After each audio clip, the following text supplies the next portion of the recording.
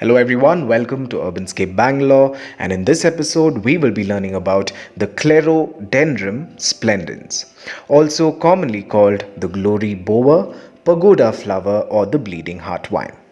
This is a vining plant that twines around a support with the help of its flexible stem. This belongs to the verbena family and it is a native of Africa. This is grown majorly for its flowers, and the leaves also are very rough and shiny dark green in color. The flower type is slaviform, which means slender tubes.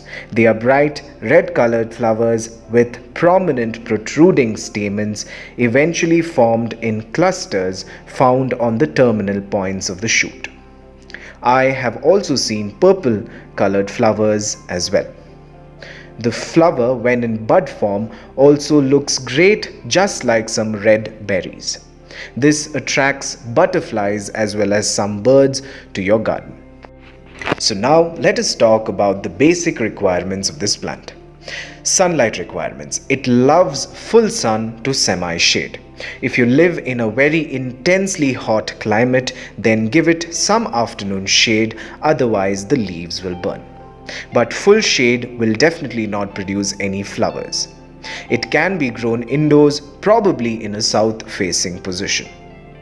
Watering. Keep the plant consistently moist but not soggy wet. Regular watering during the summer months and reducing watering during winter would definitely help. It can tolerate few days of drought but not more. The flowering starts from late December to early January.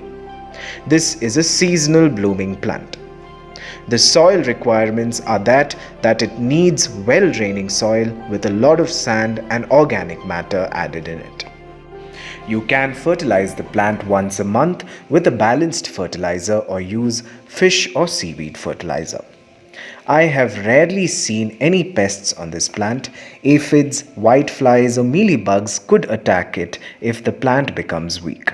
So shore up its defense resources by giving it some tender love and care. Pruning is definitely good for this plant, hence prune during the rainy seasons.